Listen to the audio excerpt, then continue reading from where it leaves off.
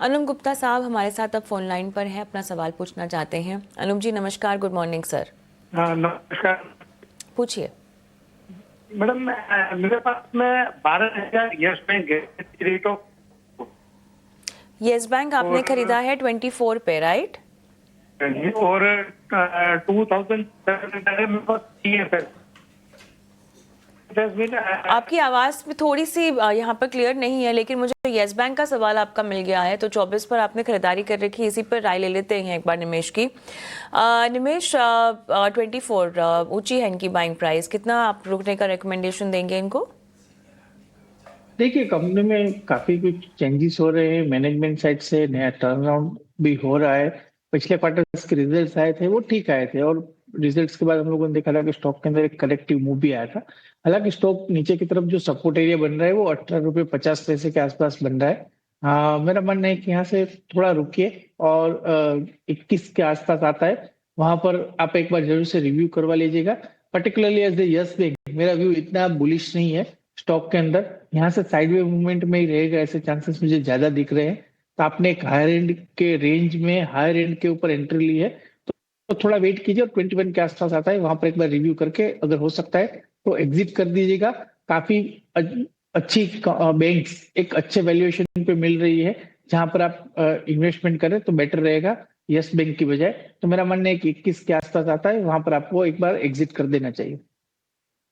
तो 21-22 रुपए के आसपास आए तो एग्जिट करने की आपको सलाह यहां पर मिलती हुई।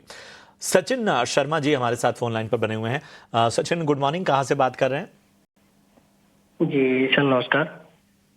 जी नमस्कार, कहां से बात कर रहे हैं सचिन? मैं सर धौलपुर राजस्थान से बात कर रहा हूँ। चलिए बहुत अच्छे, बताइए क्या मदद की जाए आपकी?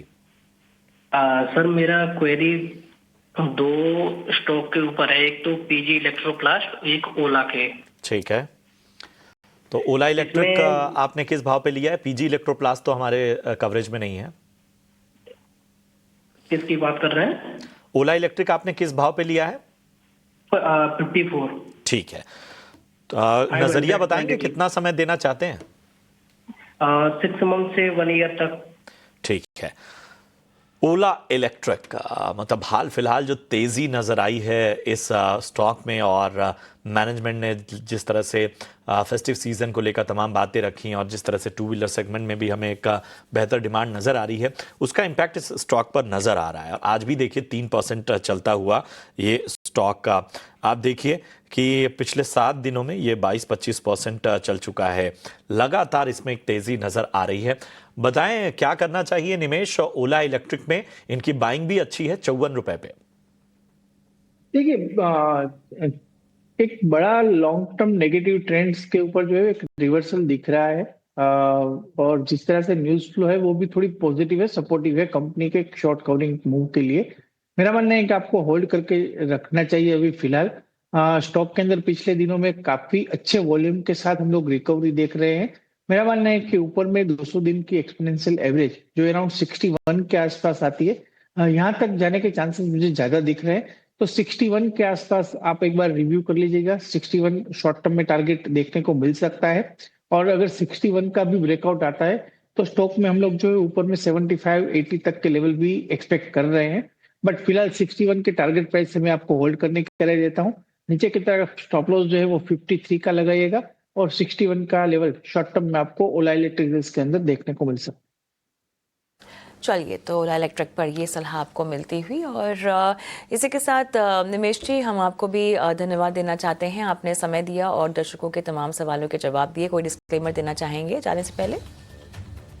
जी, जितने भी स्टॉक डिस्कस किए वो पर्सनल कोई स्टॉक मेरे पोर्टफोलियो में नहीं है या फैमिली के पोर्टफोलियो में नहीं है। क्लाइंट को एडवाइस दे रखी होगी, और क्लाइंट की पोजीशन कोई भी स्टॉक में हो सकती है। शुक्रिया निमेश आज समय देने के लिए।